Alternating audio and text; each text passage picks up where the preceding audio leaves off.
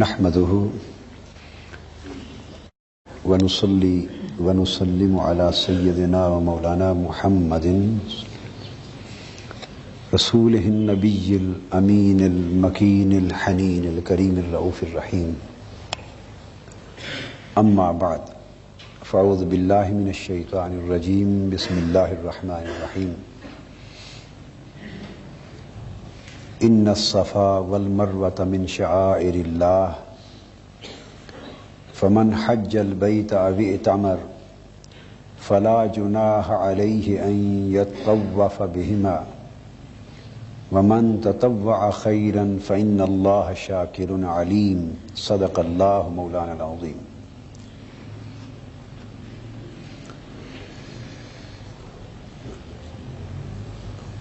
ہم نے آج اللہ جل مجدہ کی توفیق سے سورہ بقرہ کی آیت نمبر 158 کی تلاوت کی ہے، اور آج کے مضمون میں جن آیات کریمہ کا درس ہوگا وہ انشاءاللہ تعالی یہ آیت کریمہ اور اس سے آگے جو رکوع ہے اس سے منتخب آیات ہوں گی. اللہ پاک نے یہاں صفا اور مروہ کو اپنی نشانیوں سے تعبیر فرمایا ہے. ارشاد فرمایا گیا بے شک صفا اور مروہ اللہ کی نشانیوں میں سے ہے، یعنی شعائر اللہ میں سے ہے.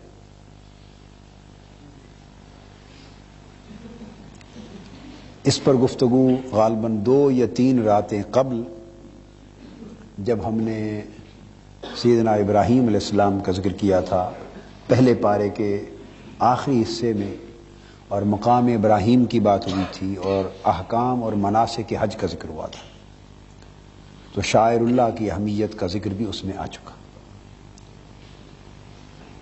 صفا مروہ کی اہمیت اور اس کا تاریخی، ان دونوں پہاڑوں کا تاریخی پس منظر بھی بیان ہو چکا ہے. یہ وہ پہاڑ ہیں جو سیدنا اسماعیل علیہ السلام اور حضرت ہاجرہ رضی اللہ تعالیٰ عنہ کی یادگار ہے،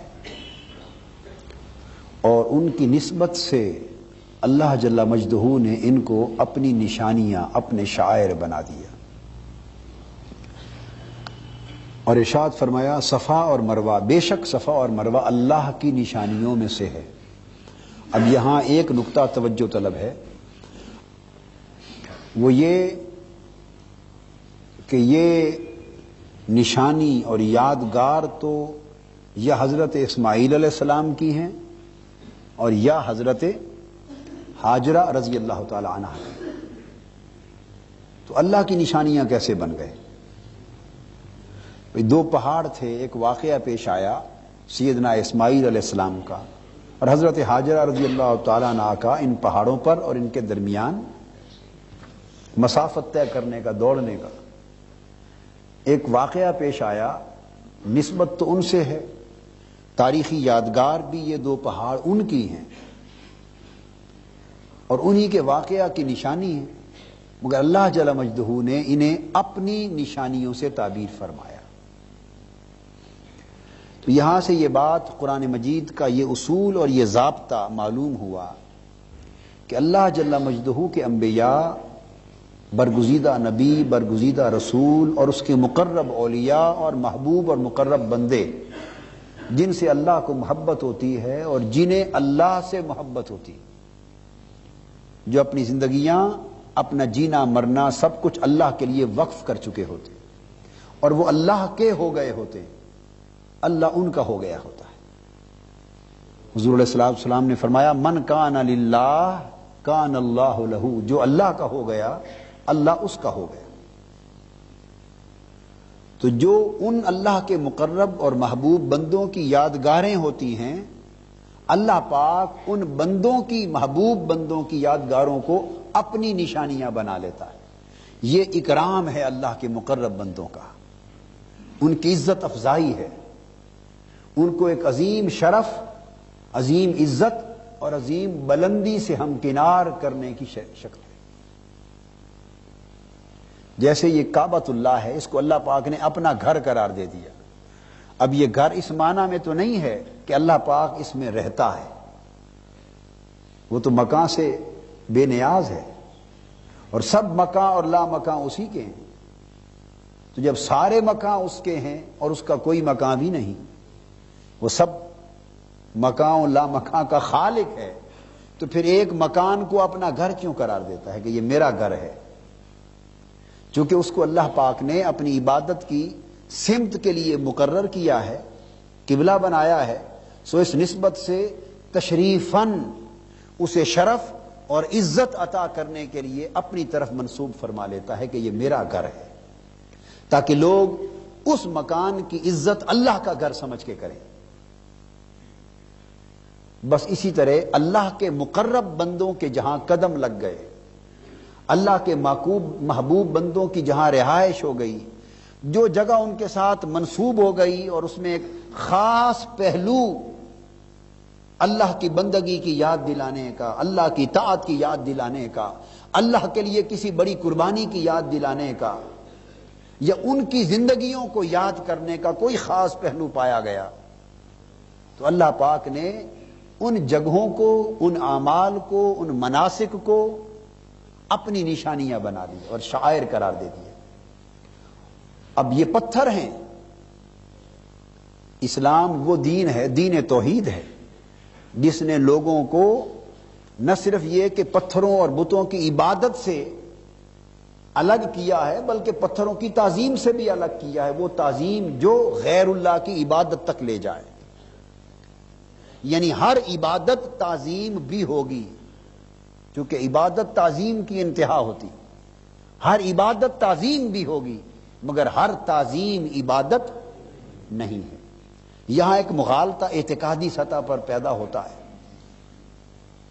کہ اللہ کے شاعر، اللہ کے مقرب بندوں اور ان کی نشانیوں اور ان کی جائے عبادت اور ان کی جائے رہائش، ان مقدس اور متبرک جگہوں اور مقامات کی تعظیم کرنے کو بعض لوگ سمجھتے ہیں کہ شاید یہ شرک ہو رہا ہے یا ہم شرک کی طرف جا رہے ہیں۔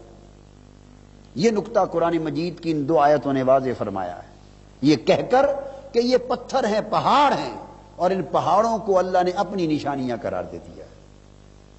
جیسے مقام ابراہیم کی مثال سمجھائی تھی، سیدنا ابراہیم علیہ السلام کے قدموں کی نسبت ہے، اس کو نہ شاعر اللہ میں داخل فرمایا بلکہ اپنے لیے جائے عبادت بنا دیا۔ تو پتھر ہیں، پہاڑ ہیں، ان کو چونکہ اللہ کے مقرب بندوں کے ساتھ ایک نسبت ہو گئی، اللہ نے ان کی نسبت کو اپنی نسبت قرار دے دیا، تشریفاً ان کی نسبت کو اپنی نسبت اور ان کی نشانی کو اپنی نشانی بنا لیا۔ اور جتنی بھی نشانیاں اللہ کی ہیں وہ کسی نہ کسی اللہ کے مقرب بندے، محبوب بندے اور اس کی مخلوق کی نسبت سے ہوتی ہیں، وہ خود تو بے نشان ہے، اس کی تو نشانی کوئی نہیں۔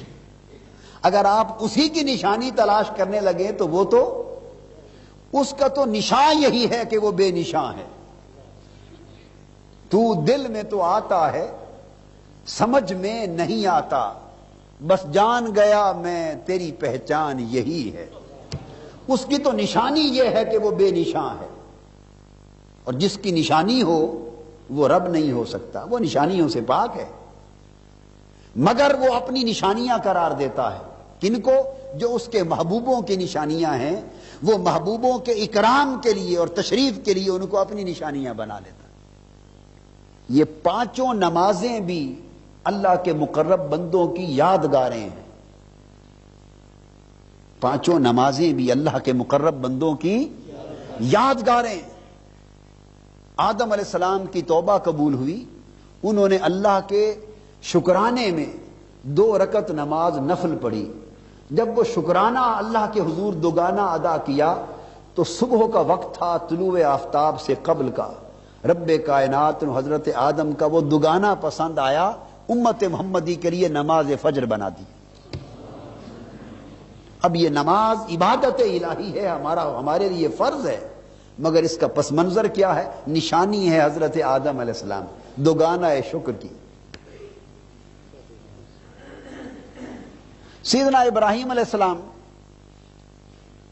کی قربانی قبول ہو گئی، فدیہ کتابوں میں سیدنا اسحاق علیہ السلام کا آیا ہے، بعضوں میں سیدنا اسماعیل علیہ السلام کا فدیہ قبول ہو گیا۔ شکرانے کے لیے سیدنا ابراہیم علیہ السلام نے 4 رکعت نفل پڑھے۔ زوال کا وقت تھا، سورج جل گیا تھا، ظہر کا وقت تھا۔ حضرت ابراہیم علیہ السلام کا وہ تشکر خدا کو پسند آ گیا، اس کو امت محمدی کے لیے نماز ظہر کے فرض بنا دیا۔ ہے عبادت مگر پس منظر میں ایک پیغمبر کی نشانی ہے۔ اسی طرح نماز عصر ہے، پیغمبر کی نشانی۔ نماز مغرب پیغمبر کی نشانی، نماز عشاء حضور علیہ السلام کی نشانی۔ حضرت ایوب علیہ السلام طویل بیماری کے بعد صحت یاب ہوئے، اللہ کا شکر ادا کرنے کے لیے نماز شروع کی، 4 رکعتیں پڑھنا چاہتے تھے، کمزوری نکاہت اتنی ہو گئی تھی طویل مدت کی بیماری کے باعث کہ 3 رکعتیں پڑھ سکے، چوتھی کے لیے کھڑے نہ ہو سکے، بس 3 ہی پڑھ لی شکرانے کی۔ رب کو وہی چوتھی نہ پڑھنا اور 3 پر اکتفا کرنا، یہ محبوب کی ادا پسند آ گئی۔ مغرب کا وقت تھا، ہماری نماز مغرب بنا دیا۔ عشاء کا ایڈیشن حضور علیہ السلام نے فرمایا۔ مقصد بات کا یہ ہے، اس کی تفصیل کبھی آپ پڑھنا چاہیں تو جو میری کتاب ہے فلسفہ حج، احکام و فلسفہ حج جو کتاب ہے نا، اس کو پڑھیے، اس میں جملہ تفصیلات اور نمازوں کے جو میں نے یہ تفصیلات دی ماں حوالہ جات احادیث کے، وہ فلسفہ نماز کتاب پڑھیے۔ کچھ کتابیں پڑھنے کی بھی عادت ڈالا کریں، فلسفہ نماز پڑھیے اور فلسفہ حج پڑھیے، آپ کو یہ مناسک اور مقرب بندوں کی یادگاریں کس طرح پریزرو ہوتی۔ میں نے سیدنا ابراہیم علیہ السلام کے ذکر میں ساری باتیں بیان کی تھی، مگر آج ایک اور اینگل سے بات سمجھا رہا ہوں۔ وہ اینگل یہ ہے کہ یہ جتنی بھی اللہ کی نشانیاں ہیں، خواہ وہ بشکل مناسک ہیں، یعنی اعمال و مناسک اور احکام کی شکل میں، خواہ وہ مبارک اور متبرک اور مقدس جگہوں کی شکل میں، مکانات و مقامات کی شکل میں، نقطہ یہ سمجھانا چاہتا ہوں کہ ان میں سے کوئی بھی اللہ کی اپنی نشانی تو ہے نہیں، وہ ذات تو بے نشاں ہے۔ ہر عمل، ہر منسک، ہر حکم، ہر جگہ، ہر مقام جس کو رب نے شعائر میں داخل کیا، وہ اس کے کسی محبوب بندے ہی کی نشانی ہے، خواہ وہ پیغمبر تھا، خواہ وہ اللہ کا مقرب ولی تھا، محبوب بندہ تھا، اس کو اپنی نشانیاں بنا لی۔ اور اللہ پاک نے قاعدہ مقرر کیا کر دیا، پھر اس میں نہیں دیکھا کہ وہ مکان ہے، نہیں دیکھا کہ وہ پتھر ہے، نہیں دیکھا وہ پہاڑ ہے، نہیں دیکھا وہ عمل ہے، نہیں دیکھا وقت کیا ہے، بس نشانی جوں جوں ادا ہوتی گئی تو وہ ادا محفوظ ہوتی گئی، رب کے شاعر میں داخل ہوتی گئی۔ یہ سارے شاعر بنا کر پھر حکم دے دیا، جو اللہ کے ان شاعر کی نشانیوں کی تعظیم کرے، ان نشانیوں کی، اگر پتھر ہیں تو ان پتھروں کی تعظیم کرے، پہاڑ ہیں تو ان پہاڑوں کی تعظیم کرے، اور اگر جانور ہیں شاعر میں تو ان جانوروں کی تعظیم کرے۔ فرمایا ان جانوروں، پتھروں اور پہاڑوں کی تعظیم کرنا جو میں نے شاعر میں داخل کر لیے ہیں، وہ دلوں کا تقوی ہے، وہ بھی عبادت ہے۔ وَالْبُدْنَ جَعَلْنَاهَا مِنْ شَعَائِرِ اللَّهِ، یہ جو اونٹ اور جو گائے اور بڑے بڑے جانور جو قربانی کے لیے حج کے موقع پر لے جائے جاتے ہیں، فرما جانور، فرمایا تم جو جائے قربانی اللہ کے گھر کی طرف قربانی کے لیے جانور لے جاتے ہو، چونکہ نیت کر لیتے ہو کہ یہ اللہ کی نظر ہو رہے ہیں، اللہ کے لیے قربان کیے جانے والے ہیں، اب جب نیت کر لیتے ہو تو ان جانوروں کو بھی اللہ نے اپنی نشانیاں بنا لی۔ قرآن نے کہا یہ قربانی کے جانور، فرما بڑے جانور، گائے، اونٹ، ان کو اللہ نے اپنی نشانیاں بنا لی۔ کیا فرق آ گیا اندازہ کیجئے، اس گائے اور اونٹ میں جو قربانی کے لیے جا رہی ہے اور جو نہیں جا رہی، دونوں میں فرق کیا ہے؟ بس ایک نسبت کا فرق ہے، ان کی نسبت ہو گئی، ان کی نسبت نہ ہو سکی، اسی نسبت سے ساری تبدیلی آ جاتی ہے، ہم اس کو بھی بھول گئے۔ نکاح کیا ہے؟ ایک عقد ہے، ایک معاہدہ ہے، اس میں نسبت ہو جاتی ہے دو کے مابین اور ایک معاہدہ ہو جاتے ہیں، بس اسی نسبت اور اسی معاہدے سے جو حرام تھا ایک اگلے لمحے میں حلال ہو جاتا ہے۔ یہ ایک پروسیس ہے، اس کو سمجھنے کی ضرورت ہے۔ چیزیں وہی ہیں، مگر ان کی ایک نسبت ہو جاتی اللہ کے بندوں سے، اور اللہ کے بندوں کی اللہ سے نسبت ہے۔ اعلی حضرت مولانا احمد رضا خان فرماتے ہیں رحمہ اللہ تعالی، تجھ سے در اور در سے سگ اور سگ سے ہے نسبت میری، میری گردن میں بھی ہے دور کا ڈورا تیرا۔ یہ نسبت کی اہمیت کا ذکر کرتے ہیں۔ تو وہ اللہ کے شاعر بن جاتے ہیں اور ان کی تعظیم عبادت ہو جاتی، من تقوی القلوب، دلوں کے تقوی سے اس کو تعبیر کر دیا ہے۔ تو پھر فرمایا بس اب جو کوئی میرے گھر کا حج کرے یا عمرہ کرے اس پر کوئی گناہ نہیں۔ مطلب یہ ہے کہ یہ بھی ایک انداز ہے حکم دینے کا کہ ان یطوف بہما، وہ صفا مروہ پہاڑوں کا بھی طواف کیا کرے۔ پہلے میرے گھر کا طواف کر لے، پھر میرے اسماعیل اور ہاجرہ کے یادگار پہاڑوں کا بھی طواف کرے، اس کو سعی کہتے ہیں، ان کا بھی طواف کرے۔ جو شخص اپنی خوشی سے کوئی نیکی کرے تو اللہ بڑا قدر شناس خبردار ہے۔ یہ بنیادی چیز ذہن میں رکھنے والی، اس لیے بزرگان دین اور علماء نے انبیاء علیہ السلام کے مقابر انہی قرآنی آیات کو سامنے رکھ کر اور احکام کو سامنے رکھ کر انبیاء علیہ السلام کی جگہیں، ان کی نسبت کی جگہیں، ان کی رہائش گاہیں، ان کے مزارات جہاں وہ آرام فرما ہیں، ان کی قبریں، اولیاء اللہ کی قبریں، ان کے مشہد، ایسی تمام جگہیں جو مبارک جگہیں ہیں ان کو شاعر اللہ میں داخل کیا اور انہیں عامت المسلمین کی جگہوں سے ممتاز کیا، اور ان کی تعظیم اس نسبت سے کرنا باعث تقوی، دلوں کا تقوی بنا۔ حضور علیہ السلام نے فرمایا جیسے باری تعالیٰ ابراہیم علیہ السلام نے اپنی دعا کر کے اس شہر کو خاص حدود تک مکہ کو حرم بنا دیا تھا، تو میری خاطر مدینہ کو حرم بنا دے۔ اب مکہ بھی حرم اور مدینہ بھی حرم، اب حرم بن گئے ہیں تو شہر، مگر اب کیا ہے، وہاں نہ آپ شکار کھیل سکتے ہیں، نہ قتل و غارت کر سکتے ہیں، نہ جنگ کر سکتے ہیں اگر کوئی عذر نہ ہو یا حملہ نہ ہو جائے، شکار بھی نہیں کھیل سکتے۔ یعنی بہت سے وہ کام جو حلال ہیں شریعت میں وہ حرم کی حدود میں نہیں کر سکتے، حرام کر دیے، حرمت کی وجہ سے حرام کر دیے۔ تو اس میں گلی کوچوں اور در و دیوار کی بھی تعظیم آ گئی، اس زمین کے خطے کی خاک کی بھی تعظیم آ گئی کہ اس زمین پر بھی خون نہیں بہانا، خون حق، ناحق تو ہر جگہ حرام ہے نا، شکار کرنا تو خون حق ہے، جنگ کرنا باطل اور کفر کے ساتھ خون حق ہے، مگر اس کو بھی منع کر دیا کہ اگر ان کا حملہ نہ ہو اور دفاع نہ ہو، وہ بھی حرام کر دیا، روک دیا۔ تو اس زمین پر بھی یہ عمل نہ کرنا کہ اس زمین کی بے حرمتی ہوگی، اس زمین کی بے حرمتی ہوگی، یعنی یہ فلسفہ وہی ہے جس سے شاعر بن رہے ہیں، اسی سے محرمات بن رہی ہیں، مقدسات بن رہی ہیں۔ یہ بیت المقدس، اللہ کا گھر تو بیت اللہ ہے، مگر اس کے گرد و نواح کی پوری زمین کو الارض المقدسہ کر دیا۔ فرمایا ادخلوا الارض المقدسۃ التي كتب اللہ لکم، اے بنی اسرائیل اس مقدس سرزمین میں داخل ہو جاؤ، اللہ نے تمہارے لیے لکھ دی ہے۔ اب وہ ساری زمین، اس کے مکان، اس کے گلی کوچے، اس کے محلے، اس کے علاقے، اس کے ضلع، اس کے گاؤں، قصبے، تحصیلیں، ساری سرزمین ارض مقدس بن گئی۔ کیا وہاں مقدس لوگ رہتے ہیں؟ نہیں، کافر بھی رہتے ہوں گے، یہودی بھی رہتے ہیں، اب تو قبضہ بھی یہودیوں کا ہے، پلید بھی رہتے ہوں گے، نجس لوگ بھی رہتے ہوں گے، دشمن دین بھی رہتے ہوں گے، گناہ بھی ہوتے ہوں گے، حرام کاری بھی ہوتی ہوگی، سب کچھ ہوگا، مگر جس زمین کو مقدس بنانا ہے وہاں پلیدوں کو نہیں دیکھتا، وہاں پاکوں کو دیکھتا ہے کہ وہ تو اپنی جگہ جو ہوتا ہے ہوتا رہے، مگر یہاں میرے کچھ پاک لوگ لیٹے ہیں۔ من المسجد الحرام الى المسجد الاقصى الذي باركنا حوله، مسجد حرام سے مسجد اقصی تک لے گیا، پھر اوپر وہ مسجد اقصی جس کے ارد گرد کے ماحول کو ہم نے برکتیں دے دی، مبارک بنا دیا۔ تو ماحول یعنی گرد و نواح کو مبارک بنا دیا، کیوں؟ وہاں انبیاء علیہ السلام کے مزارات ہیں، ان کے مقابر ہیں، ان کے ٹھکانے ہیں، ان کی جگہیں ہیں، سرزمین انبیاء ہے، تو جس سرزمین پہ ان کے قدم لگے وہ ارض مقدس بن گئی۔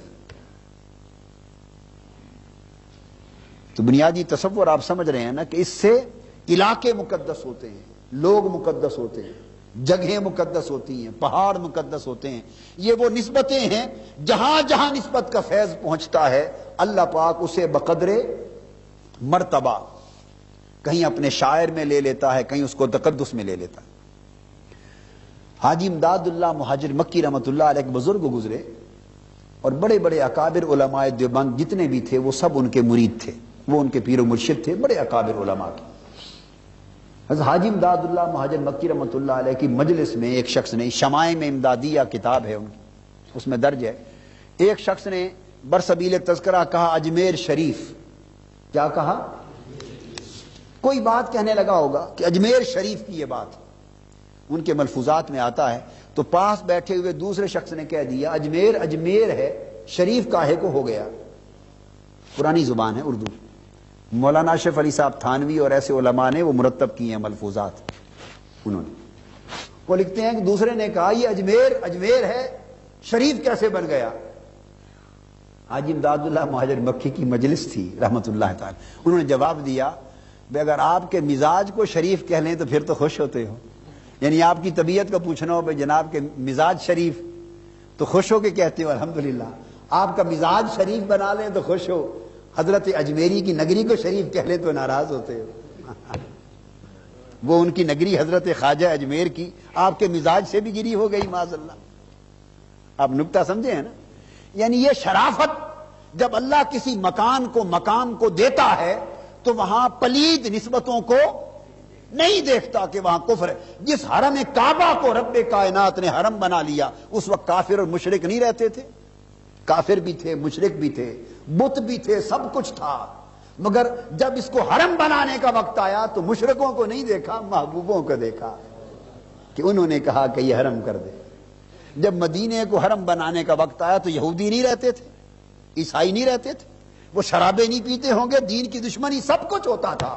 مگر نکتہ یہ سمجھانا چاہتا ہوں کہ جس نگری کو، جس شہر کو، جس پہاڑ کو، جس گلی کوچے کو رب نے منتخب کر کے مقدس و مقرب کرنا ہوتا ہے، اسے حرمت دینی ہوتی ہے. اس میں پھر ناکارہ لوگوں کو نہیں دیکھا جاتا، کام والوں کو دیکھتے کہ رب کے مقرب لوگ ہیں، اس نسبت سے اسے تکریم دے دیتے. یہ ایک بنیادی نکتہ اگر سمجھ میں آ جائے تو تصور واضح ہو جاتا ہے. اسی سے یہ نکتہ بھی کلیئر ہو جاتا ہے کہ بعض اوقات بزرگوں کی اولاد ہوتی ہے، ان کی عزت اور تکریم کر لی جاتی ہے، سادات ہیں، آل رسول ہے. یہ بھی نکتہ سمجھ میں رکھیں.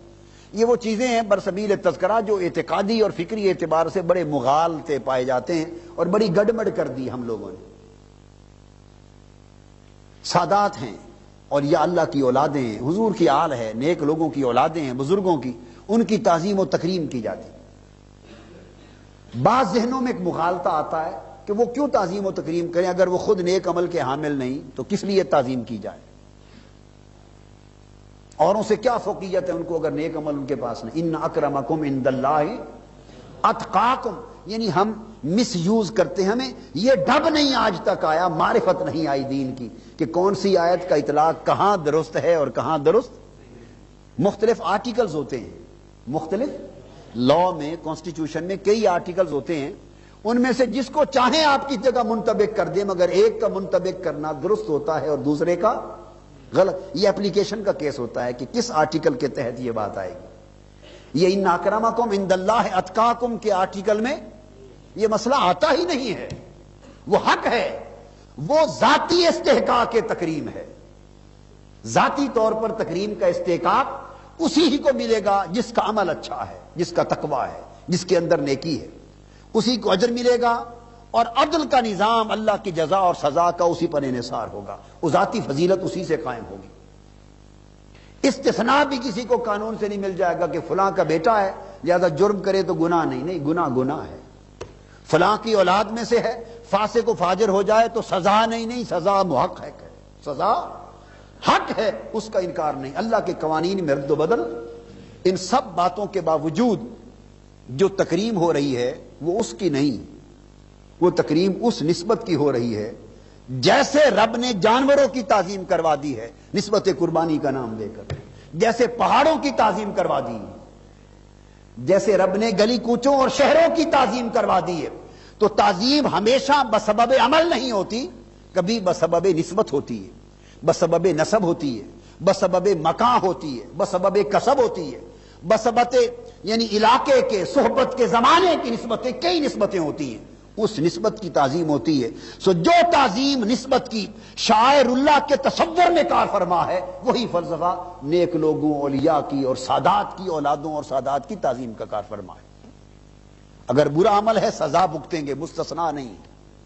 نیک عمل ہے تو سونے پر سہاگا ہو جائے گا، نسب کی برکت، پھر عمل صالح کی برکت تو سونے پر سہاگا ہو جائے گا۔ اور اگر عمل اچھا نہیں تو ذاتی فضیلت سے معروم ہو گئے، حساب و کتاب اللہ کے ہاں دیں گے۔ مگر آپ نے اگر فقط اس تصور سے نسبت کر لی کہ حضور کی اولاد ہے، آپ کو اجر مل گیا۔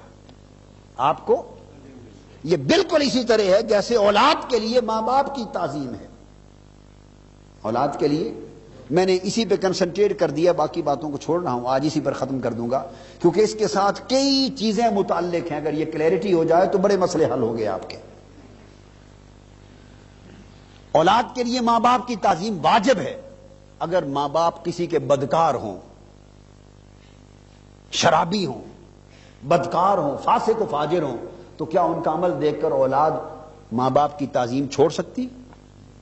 وہ تعظیم کرنا چھوڑ دے، حکم بجا لانا چھوڑ دے اس لیے کہ فاسق فاجر بے نمازی والدین؟ نہیں، اولاد کو حکم یہ ہے کہ تم نے جو والدین کی تعظیم کرنی ہے وہ ان کے عمل کے سبب سے نہیں، فقط جو رشتہ ہے نسب کا، رشتہ ہے نسب کے تمہارے ماں باپ ہیں، بس ان کا ایک حق ہے، ان کا تم پر ایک احسان ہے، اس کا اجر ہے کہ ان کو تعظیم دی جائے۔ رہ گیا ان کا عمل، نیک ہوں گے تو سونے پر سہاگا ہوگا، برے ہوں گے تو اپنی جزا اور سزا بھگتیں گے۔ ان کا عمل ان کے ساتھ، آپ سے نہیں۔ لا تزر وازرۃ وزر اخری، نہ آپ نے ان کا بوجھ اٹھانا نہ ان کو معاف کروانا۔ آپ نے ان کی تعظیم اپنے ماں باپ تصور کر کے کر لی، آپ کو اجر مل گیا۔ حتیٰ کہ اگر مشرک ماں باپ بھی ہوں، کیا حضور علیہ السلام کے زمانے میں کئی صحابہ اور صحابیات تھی جن کی ماں یا باپ ابھی مشرک تھے، ایمان نہیں لائے تھے، وہ بھی بیٹوں بیٹیوں سے ملنے آتے تو حضور کا حکم تھا کہ ان کی تعظیم بجا لا، ان کے لیے چادریں بچھا دی جاتی۔ تو ماں باپ کا حق ہے، اس طرح اولاد کے حق رکھیں۔ اولاد اگر نالائق نکلے، گناہگار نکلے، نافرمان نکلے، باغی نکلے، تو کیا ماں باپ اسے وراثت کے حق سے محروم کر سکتے؟ کہ نافرمان اولاد ہے، باغی اولاد ہے، ماں باپ وراثت کے حق سے محروم نہیں کر سکتے، کیونکہ وراثت کا حق انہیں خدمت کے عوض میں نہیں ملا، فقط اولاد ہونے کے عوض میں ملا۔ نیک ہے یا بد ہے وہ معاملہ جدا ہے، آرٹیکل الگ الگ ہیں، یہ چیپٹرز الگ الگ ہیں، ایک کو دوسری جگہ پہ نہیں ٹھوکا جاتا، ہم ٹھونستے رہتے ہیں، اس وجہ سے گڈمڈ ہو جاتا ہے دین کا تصور۔ وراثت کا حق وہ نسب کا حق ہے، اگر وہ نیک اور فرما بردار ہے ان کے لیے اضافی کچھ ہو سکتا ہے، خیر کی دعائیں ہو سکتی ہیں، مگر وراثت کا حق ان کا الگ بنیادوں پر ہے۔ اس طرح پڑوسی کا حق ہے، پڑوسی کسی کا برا ہو، ظالم ہو، گناہگار ہو، حتیٰ کہ کافر بھی ہو، حتیٰ کہ کافر عیسائی بھی ہو، مگر وہ ساری چیزیں اس کی الگ، آپ پر جو اس کا حق ہے وہ پڑوس کی وجہ سے ہے، اس کا حق کسی اس کے برے عمل کی وجہ سے آپ پر معاف نہیں ہو سکتا، کوئی احسان بھی نہیں اس کا، کوئی آپ پر صرف دیوار ملتی ہے۔ اس پڑوس کی نسبت کو بھی اللہ پاک نے دین کے اندر حیا میں لے لیا، تو وہ اسلام جو صرف پڑوس کی دیوار کے پڑوس کی نسبت کا بھی حیا کرواتا ہے، جو نسب کا بھی حیا کرواتا ہے، رشتہ داریوں کا حیا کرواتا ہے۔ آپ اندازہ کر لیں کہ وہ نیک بندوں کی اولادوں اور ان نیک انصاف کا حیا کتنا کرواتا ہوگا۔ ہم نے اپنی کم علمی کے باعث غلط تصورات کے غلط انطباق کی وجہ سے صحیح آیتوں اور صحیح حدیثوں کو غلط جگہ بے ربط جوڑ موڑ کرنے کی وجہ سے دین کے تصورات میں گڈمڈ کر دیا ہے۔ اسی طرح بہت سارے احکام ہیں جو اس تصور کے واضح ہو جانے کے بعد انسان کی سمجھ میں آ جاتے ہیں۔ حضور علیہ السلام نے فرمایا جو شخص ہماری امت میں چھوٹوں پر رحم نہیں کرتا اور جو بڑے کی تکریم نہیں کرتا وہ میری امت سے نہیں۔ اب جب یہ کہا کہ چھوٹے پر رحم نہیں کرتا تو کیا شرط ہے بشرطے کہ چھوٹا باادب اور نیک اور صالح ہو؟ نہیں، بے ادب ہے، اچھا ہے، برا ہے، وہ اس کے عمل کی وجہ سے رحم کرنے کا حکم نہیں، وہ اس کے چھوٹے ہونے کی وجہ سے ہے۔ اور جو بڑے کا ادب نہیں کرتا، اچھا ہے، برا ہے، صالح ہے، فاسق ہے، اس سے غرض نہیں، وہ اس کے بڑے ہونے کا حق ہے کہ اس کی تکریم کی جائے۔ جو آدمی ان نسبتوں کا حیا نہ کرے، فرمایا وہ ہماری امت سے نہیں ہے۔ میں نے یہ ساری مثالیں اس لیے دی تاکہ یہ چیزیں سمجھ میں آ سکیں کہ یہ بزرگوں کی نسبتیں ہیں، ان کے پڑوس اور ان کی مجلسیں ہوتی۔ میں نے ایک حدیث آپ کو سنائی تھی کہ اہل ذکر کی مجلس میں کوئی شخص آ کے بیٹھا، گزرتا ہوا اللہ نے اس کی بخشش کا بھی سامان کر دیا۔ اور بخاری شریف میں حدیث آتی ہے، حدیث صحیح ہے، حدیث صحیح، کہ ایک شخص نے بنی اسرائیل کے زمانے میں 99 قتل کیے تھے۔ کسی عالم کے پاس جا کے پوچھا کہ بخشش کی کوئی صورت؟ انہوں نے کہا ممکن ہی نہیں، 99 قتل کر کے بھی بخشش کی صورت پوچھتے ہو؟ اس نے کہا اگر بخشش ناممکن ہو گئی ہے تو پھر عدد پورا ہی کر دوں۔ اس نے پکڑ کے وہ مولانا صاحب کا بھی رگڑا نکال دیا۔ انہوں نے کہا پھر آپ کی حقدار ہے جنہوں نے مسئلہ بتایا، تاکہ عدد جب بخشنا ہی نہیں جانا تو چلو 99 کا عدد کیا ہو، پورا تو ہو نا، 100 کر دیا۔ پھر خیال آیا کہ یہ کوئی سبیل ہوگی، پھر کسی کے پاس گیا، پھر فقیر مل گیا کوئی، اس سے جا پوچھا کہ یہ بخشش کی کوئی صورت ہے؟ اس نے ہاں۔ اس نے کہا موت کے وقت آنے سے پہلے تک اللہ توبہ کا دروازہ بند نہیں کرتا۔ اب دیکھو نا، نقطہ نظر جدا جدا تھا۔ اس نے کہا اب کیسے توبہ ہوگی؟ اس نے کہا تم 100 کے قاتل ہو، بہت بڑے ظالم ہو، اب اس کی بخشش کے لیے عام درجے کی توبہ نہیں، کوئی خصوصی اہتمام توبہ کا ہو کہ جس پر اللہ کو خاص رحمت ہو جائے اللہ کی۔ اس نے کہا کیا ہے؟ یہ بخاری شریف میں حدیث صحیح ہے۔ حضور علیہ السلام فرماتے ہیں، اس نے کہا ایسا کرو کہ وہ گاؤں جانتے ہو، وہ دور ایک قصبہ ہے؟ اس نے کہا جانتا ہوں۔ اس نے کہا وہ ولیوں کا قصبہ ہے۔ یہ حدیثیں سنا رہا ہوں تاکہ جن لوگوں نے یہ چیزیں نہیں پڑھی، اور ہر ایک کا مطالعہ بھی نہیں ہوتا، جو تصور ہم نے آج کل ایک مجرد توحید کا، جس میں اللہ کی ان بندوں کی نسبتوں کے سارے ادب ہم نے نکال ڈالے ہیں، جو ہم نے گھڑ لیا ہے، وہ جہالت کا تصور ہے، دین کا دیا ہوا تصور نہیں ہے، کم علمی ہے، اس میں کم علمی ہے۔ وہ اللہ کے بندے رہتے ہیں، صالحین کی بستی ہے، القریۃ الصالحہ، اللہ والوں کی بستی ہے، صالحین کی بستی ہے، ہر وقت وہ اللہ کی ذکر اور عبادت کرتے ہیں۔ تم ان کی طرف چلے جاؤ اور وہاں جا کر ان کے ساتھ مل کر عبادت بھی کرو، اور ان کی صحبت میں بیٹھ کر اللہ سے معافی مانگو۔ معافی تو وہاں بھی اللہ ہی سے مانگنی ہے، مگر ان کی مجلس میں جا کر، ان کی صحبت میں جا کر، ان کی قربت میں جا کر اللہ کی وہاں رحمتیں زیادہ برستی ہیں، تو شاید اللہ کی رحمت جوش میں آ جائے اور تیری توبہ قبول ہو جائے۔ وہ شخص حدیث پاک میں آتا ہے، چل پڑا، راستے میں گیا، اب آدھا راستہ کے لگ بھگ بسر کیا تھا، اس نے سفر طے کیا تھا، اس کی موت آ گئی۔ تو حدیث پاک میں ہے کہ جب وہ شخص مر گیا اور گر پڑا تو عذاب والے فرشتے بھی آ گئے اور ثواب جنت والے فرشتے بھی آ گئے، بخشش والے بھی اور دوزخ والے بھی۔ دوزخ والے فرشتے کہیں یہ تو ہمارا مال ہے، ہم لے جائیں گے، 100 کا قاتل ہے، اس کے تو بڑے عذاب ہیں، اس کے لیے ہم لے جائیں گے۔ بخشش والے فرشتے یہ کہیں کہ ہم لے جائیں گے، چونکہ توبہ کی نیت کر کے اللہ کے ولیوں اور نیک بندوں اور صالحوں کی طرف چل پڑا تھا، رخ کر لیا تھا اس نے اللہ والوں کی طرف، اور اللہ کے حضور توبہ کرنے اور زندگی کو بدل لینے کا ارادہ کر لیا تھا، تو چونکہ اس طرف چل پڑا تھا تو اللہ پاک کی بارگاہ میں بخشش کے لیے لے جاتے۔ حدیث پاک میں آتا ہے کہ ملائکہ جو تھے ان کے مابین نزاع ہو گیا، تو اللہ نے فیصلہ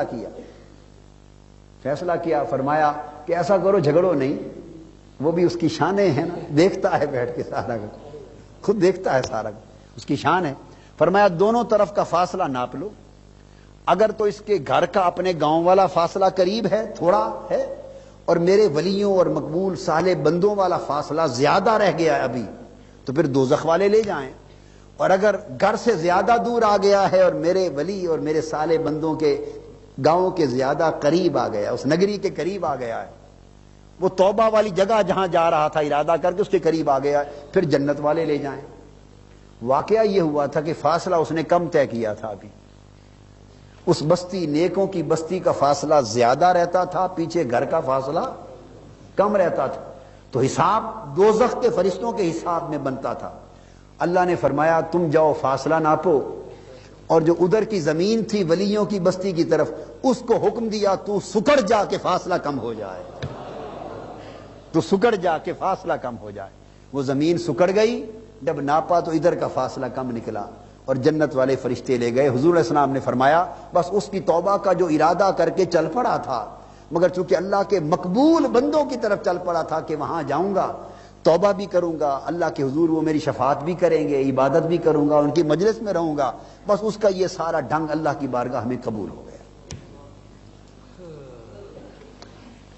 مقصود یہ ہے، سمجھانا یہ مقصود ہے کہ اللہ پاک کو مجلسوں کی، صحبتوں کی، قربتوں کی، اہل اللہ کی نسبتوں کی کا خیال ہوتا ہے، اس پر اللہ کی خاص رحمتیں پھر ہو جاتی ہیں، قبولیت بڑھ جاتی، قبولیت بڑھ جاتی۔ قبول تو ویسے بھی اللہ نے کرنا ہوتا ہے، مگر پروبیبلٹی کی ڈگری ہوتی ہے نا، ڈگری آف پروبیبلٹی، رد ہو جائے گا یا قبول ہو جائے گا، تو قبولیت کی پروبیبلٹی بڑی ہائی ڈگری کی ہو جاتی، اونچی چلی جاتی، لیول اونچا چلا جاتا۔ اس لیے آخری بات اللہ پاک نے فرمایا حضور کے زمانے میں اور امت کے لیے، اگر تم اللہ کے حضور ظلم کر بیٹھو، کوئی بڑا گناہ کر بیٹھو، کفر و شرک اور ظلم کر بیٹھو اور اپنی جانوں پر، اور اس کے لیے توبہ چاہو، تو گھر مسجد تو ہر جگہ میسر ہے، جہاں چاہو توبہ کر لو، مگر نہیں۔ اور جیبوا دعوت الداع اذا دعان فلیستجیبوا لی، جہاں بھی مجھے پکارو میں تو سنتا ہوں، حبل ورید سے بھی قریب ہوں، شہرک سے بھی قریب ہوں، مگر ڈھنگ کیا سکھایا؟ فرمایا وَلَوْ أَنَّهُمْ إِذ ظَّلَمُوا أَنفُسَهُمْ جَاءُوكَ، اے میرے حبیب صلی اللہ علیہ وسلم ان کو بالیقین، یقینی قبولیت و بخشش کا راستہ بتا دے، یقینی قبولیت کا، وہ یہ اگر جانوں پر ظلم کر بیٹھے ہوں اور یقینی بخشش چاہیں تو میرے محبوب تیری بارگاہ میں آ جائیں، آپ کے در پہ آ جائیں، جاؤ آپ کی خدمت میں آ جائیں، فاستغفر اللہ، معافی تو وہاں جا کر بھی اللہ ہی سے مانگنی ہے، یہاں بھی اللہ سے مانگنی تھی، حضور کی بارگاہ میں پہنچ کر بھی اللہ سے مانگنی تھی، مگر فرق کیا پڑا یہاں اور وہاں کا؟ ڈگری آف پروبیبلٹی بڑھ گئی، قبولیت کا امکان 80%، 90%، 95% اور کبھی 100% تک چلا جاتا، اس کا امکان بڑھ گیا، بہت زیادہ اونچا چلا گیا۔ جاؤ کہ آپ کی بارگاہ میں آئیں اور یہاں حاضر ہو کر آپ کے در پر پھر مجھ سے معافی مانگیں، جب وہ مجھ سے معافی مانگیں گے پھر واستغفر لهم الرسول، پھر آگے کیا ہوگا؟ پھر رسول بھی ان کی شفاعت فرما دے، رسول بھی ان کی بخشش کی سفارش کر دے، لوجد اللہ توابا الرحیما، پھر تو وہ اللہ کو یقیناً توبہ قبول کرنے والا پائیں گے، رحمت کرنے والا پائیں گے، ورنہ اللہ پر پابندی تو نہیں ہے نا کسی کی، کوئی جبر نہیں، وہ چاہے قبول کرے چاہے نہ کرے، مگر اگر یہ ڈھنگ اپنا لیں، آقا کی بارگاہ میں آ جائیں اور حضور کی بارگاہ میں آپ کے قدموں میں، آپ کے جوڑوں میں آ کر مجھ سے معافی مانگ لیں، پھر حضور ان کی شفاعت کے دو بول دیں، سفارش کر دیں اور اتنا کہہ دیں مولا بس اب جانے دیں، معاف کر دیں، ان دو بولوں پر بخش دوں گا اور یقینی ہو جائے گی بخشش اور قبولیت توبہ، بس یہ فرق پیدا ہو جاتا ہے، یہ فرق ہو جاتا ہے کہ بعض خاص پھل پھول پودے ایسے ہوتے ہیں کہ جنہیں خاص موسموں میں مالی لگائیں تو اگ پڑتے ہیں، ان موسموں سے ہٹ کر لگائیں تو بیج ضائع ہو جاتے، اگتے نہیں،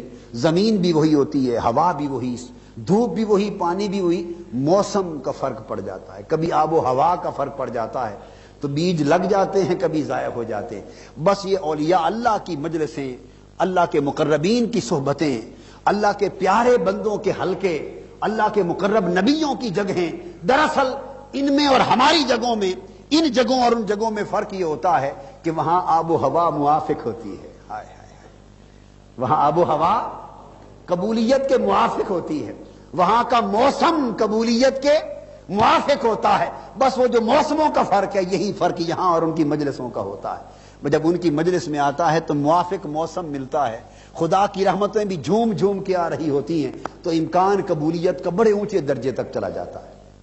وجہ کیا ہے کہ ان جگہوں کو اللہ پاک نے حرمت والی جگہ بنایا ہے، تقدس والی جگہ بنایا ہے، برگزیدگی کی شان عطا کی ہے، بزرگی والی جگہ بنایا ہے۔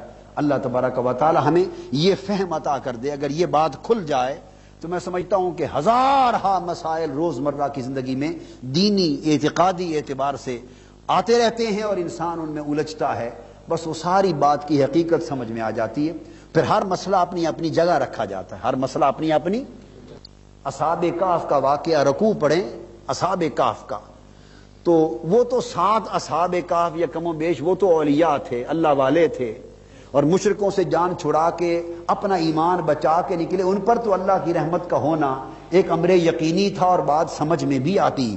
مگر وہ جو ان کا کتا ان کے ساتھ چل پڑا اور اصحاب کہف کی غار کے دروازے پر بیٹھا رہا، اس کتے کو 300 سال تک ساتھ زندہ رکھنا، اس کی حکمت کیا ہے؟ اس کتے نے کون سا عمل کر لیا تھا؟ وہ بھی اہل توحید میں سے تھا، اہل ایمان میں سے تھا، اہل اسلام میں سے تھا، اہل عقیدہ تھا، کیا تھا؟ وہ کتا تو کتا تھا۔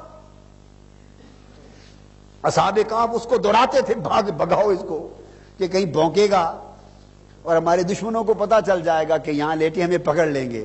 اس نے کہا نہیں، میں بھونکنے والا کتا نہیں ہوں، میں اللہ والوں کا نوکر ہوں، ان کا ادب کرنے والا ہوں، بھونکنے والا کتا نہیں بھونکوں گا، مجھے دوڑاؤ نہیں، میں تمہارے دہنے پہ بیٹھنا چاہتا ہوں، حفاظت کروں گا۔ غار کے دہنے پر بیٹھا رہا۔ اللہ پاک نے رکوع میں بار بار کتے کا ذکر کیا، فرمایا کوئی کہتا ہے اصحاب کہف 3 تھے، چوتھا ان کا کتا تھا، اللہ کی، کوئی کہتا ہے اصحاب کہف 5 تھے، چھٹا ان کا کتا تھا، کوئی کہتا ہے 7 تھے، 8واں ان کا کتا تھا۔ آپ مجھے بتائیے، اگر آپ 4 دوستوں کا گروہ کراچی جائے، ساتھ کتا بھی ہو، تو کوئی پوچھے بھی کتنے لوگ آپ گئے تھے، تو کوئی عقل مند آدمی کبھی کہتا ہے کہ 4 ہم تھے، 5واں ہمارا کتا تھا؟ کوئی کہتا ہے؟ جلو آپ سیر کے لیے جائیں، کوئی پوچھیں بھی کتنے لوگ گئے تھے، 10-11 افراد ہوں خاندان کے، دوست احباب، تو کوئی کہتا ہے کہ 11 ہم تھے، 12واں ہمارا کتا تھا، کوئی کہتا ہے؟ اور اگر کوئی کہہ دے تو آپ اس کی عقل پہ شک کریں گے کہ یہ خیر نہیں ہے۔ خدا کے بندے، کتا تھا یا نہیں تھا اس کا کیا تعلق ہے آپ کے معاملے سے؟ پوچھا ہے آپ کتنے لوگ تھے، اللہ کی شان۔ مگر اللہ کی بات تو شک سے بالا ہے، کوئی بات ہے نا، قرآن میں ریپیٹڈلی کہتا ہے 3 وہ تھے، چوتھا کتا تھا، 5 تھے، چھٹا کتا تھا، 7 تھے، 8واں کتا تھا۔ اور فرمایا وَقَلْبُهُمْ بَاسِطٌ ذِرَاعَیْهِ بِالْوَسِیدِ، جس طرح ٹانگیں پھیلا کے کتا بیٹھا تھا، اس کے بیٹھنے کی ادا کو بھی، بور صاحب، اس کے بیٹھنے کی ادا کو بھی قرآن کا مضمون بنا دیا کہ اس طرح ٹانگیں پھیلا کر کتا ان کے داہنے پر بیٹھا تھا۔ کتے کے بیٹھنے کی انداز نشست کو قرآن نے ایک مضمون میں قلم بند کر لیا، اس طرح بیٹھا تھا۔ ذکر ہو رہا ہے کتے کا، بار بار ذکر ہو رہا ہے کتے کا۔ یہ کتے کا ذکر قرآن میں، کبھی وہ خوش نصیب کتا جس کا ذکر قرآن میں چل رہا ہے، ہماری تلاوتوں میں چل رہا ہے، تراویح کی نماز میں پڑھا جا رہا ہے، سنا جا رہا ہے، کیا وجہ بن گئی؟ اور پھر 309 سال تک اندر اصحاب کہف لیٹے رہے، داہنے پر کتا بیٹھا رہا۔ اور قرآن مجید کہتا ہے، قرآن مجید میں، کہ اللہ پاک پھر وقفے کے بعد ان کو کروٹ بدلتے تھے، اصحاب کہف کو، کیا کروٹ بدلتے تھے؟ اور قرآن کو پڑھیے، تفاسیر کو پڑھیے، اس امر میں کوئی اختلاف نہیں ہے کہ جو ہی اندر غار میں اصحاب کہف کی کروٹ بدلتی، ساتھ اللہ کتے کی کروٹ بھی بدل دیتا، زندہ جو رکھنا تھا۔ تو اندر کروٹ ان کی بدلتی، باہر کتے کی کروٹ، وہ دائیں پہلو بدلتے، کتے کی کروٹ خود بخود دائیں پہلو بدل جاتی، وہ 6 ماہ بعد بائیں پہلو کروٹ بدلتی، کتا خود بخود بائیں کروٹ ہو جاتا۔ یہ کیا تھا؟ یہ وہ فیض تھا جو کتا سگ تھا در اولیاء کا، ان کو اندر سے فیض جاری ہو رہا تھا۔ تو وہ ذات تو اتنی جواد ہے اور لجپال ہے کہ اس کے محبوبوں کا کوئی اگر سچا کتا بن جائے تو اسے بھی محروم نہیں کرتی۔ تو اگر کوئی بندے ہوں، گناہگار ہی ہوں، مگر اس کے محبوبوں کے اگر لگ گئے ہوں ان کے لڑ، تو انہیں کیسے محروم کرے گی؟ انہیں محروم کبھی وہ ذات نہیں کرتی۔ اس لیے یہ جو برگزیدہ اور پاکیزہ نسبتیں ہیں، ان کے اندر بھی ایک خیر ہوتی، وہ اللہ کے نظام کو نہیں بدلتی۔ یہ نہیں کہ جزا اور سزا کا نظام معطل ہو گیا، وہ حرام کرتے پھریں، کتے لڑاتے پھریں، وہ شراب پیتے پھریں اور حرام خوریاں کرتے پھریں، اور وہ غلط کام کرتے پھریں تو اب ان کے لیے سب کچھ حلال ہو گیا۔ نہیں، یہ جہالت ہے، کچھ حلال نہیں۔ عذاب، ثواب، حساب کتاب، جزا، سزا ہر ایک کے لیے حق ہے، وہ معاف نہیں ہے۔ وہ معاملہ، وہ چیپٹر جدا ہے، وہ آرٹیکل جدا ہے۔ یہ آرٹیکل ہمارے ساتھ متعلق ہے کہ ہم نے اس نسبت کو ذہن میں رکھ کے حیا کر لیا، اللہ ہماری تقدیر بدل دیتا ہے۔ ان میں برکتیں ہوتی ہیں، فیض ہوتا ہے، اللہ کی رحمتیں ہوتی ہیں۔ اللہ تبارک و تعالی ہمیں دین مبین کی ان مبارک نسبتوں اور شعائر کا فہم اور ان کی معرفت عطا فرمائے۔ وما علینا الا البلاغ۔